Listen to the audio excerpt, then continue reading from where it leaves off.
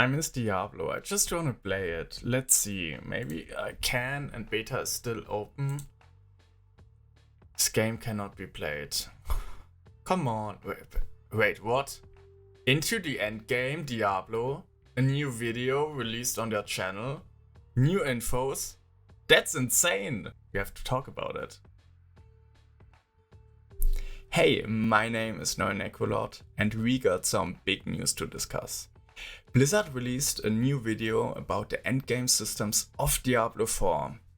And let's be honest, we already know a lot about that stuff from the blog post updates they did on their website, but we got some juicy looking gameplay and some deep dive with more insights and information. But the real game changer came from Rod Ferguson on Twitter. He replied to some questions about the endgame and dropped some insane information. So stay tuned till the end, because there we will discuss that.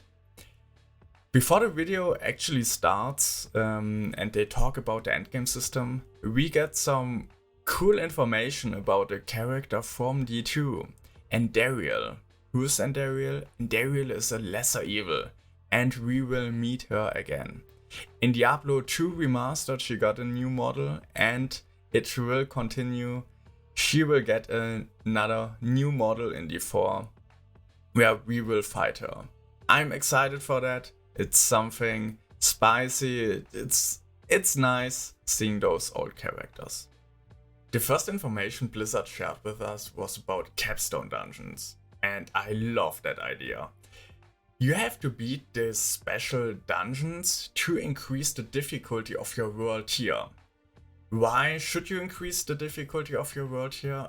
To get more legendaries and uniques, and also more XP. So it's worth it, but first you have to do those harder and difficult dungeons. And I think that's a cool way of how you will approach the game. And it's more memorable compared to those 120 dungeons, and for my opinion. So I'm really excited to see them. The second information we got was about Paragon boards. If you read the quarterly updates, Paragon boards are nothing new. It's like an advanced skill tree where you can put many skill points into it to enhance your character. To make an example, skill trees are pretty easy in Diablo, and I think it's great. It's a good way to introduce the game to new players and casuals. You teach them how to put a frozen pizza in the oven, and later on with Paragon boards they have to make their own dish. Like they have to improve, and I think it's a good way with how Blizzard is approaching new players. They shared some new informations that you can rotate Paragon boards to put your points somewhere else, and yeah, it's not so exciting for me, but maybe some of you are like, wait, what? Geometry in Diablo? That's amazing. Who knows? Another information we got is about the aspect system. Nothing new for beta players. It's a system where you can get legendary powers from dungeons, or you can use legendary powers on items and put them on better wares with better stats to increase the power of your character. We got more information about the Nightmare Dungeon system. It's like a mythic plus in World of Warcraft, maybe some of you know it.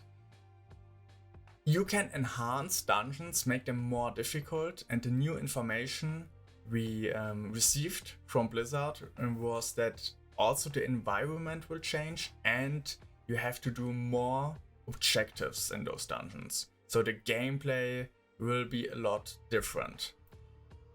New will be also in those dungeons you have affixes. For example, portals will spawn. That was the only example they gave us, but those portals will spawn then new minions.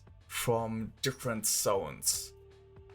I'm not sure how much of a challenge that will be, if you just can ignore them and run away, or if you have to actually kill those minions. And I hope those minions will be kind of equal in strength. I don't want to see ghosts from Diablo 3 again, where you just get one-shotted through walls. No. Another endgame system they talked about were the Helltide zones. Those zones are difficult zones that spawn all over the world. So the known environment will change to a more sinister looking place. The Helltide zones even try to attack you by throwing meteors at you, and the monsters who spawn there will be much harder. If you beat those monsters, you will get some shards which you can collect to get from the chests that also spawn in the zones new legendary loot. The next system they introduced were Whispers of the Dead. It's about a tree that bullies you for whatever reason, but it does, and you have to do bounties. Those bounties are also all over the world. You can see they wanna make the world pretty interactive, and if you collect 10 of those, you will get some rewards you can choose from. It will be about different gear, and you can decide which item you need the most. The last system they introduced were Fields of Hatred. What are Fields of Hatred? Fields of Hatred are the PvP zones, which I'm extremely excited for. I think it's an amazing, good content for the endgame. And in those zones, you have to collect shards. Yes, they really love shards. Those shards are corrupted. You have to look out for some altars to purify them. The thing is, if you have those corrupted shards, other players can kill you in those zones and steal those shards from you, so better beware. With those purified shards, you can go back to town to get some new cosmetics and also some better gear. So it's a way to farm gear and improve your character. I think it will be extremely entertaining, extremely fun, so I'm gonna look out for you. Or maybe you gonna gank me. We will see. And now, let's talk about the huge game changer I talked about in the beginning. The tweet from Rod Ferguson. Rod Ferguson talked about the capstones we already talked about in this video, and then you have special unique bosses. I love that. That's static content, and you can see if you're ready for the challenge, if your character is good enough. But the big deal is, which they didn't announce in the video, you will have a level 100 endgame boss. So, to see if your character is really maxed out and if your build is viable, you have to beat this boss. And I love that idea. It's so great to see that, having a real challenge, and that they put ideas like from Path of Exile into their game. It will be a lot of fun seeing if you're good enough, taking this challenge, and for me, this information made the game already a 10 out of 10.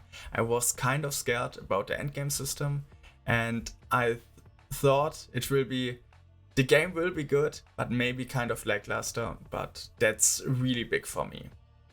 They also said the game will improve over time. Launch is just the beginning, so we will get over the seasons more and more stuff we can enjoy and explore our characters.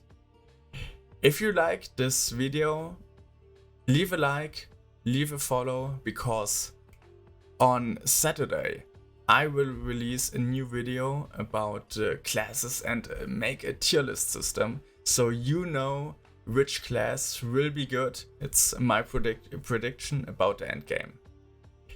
Till then, see ya. My name is Necrolord, and have a lot of fun.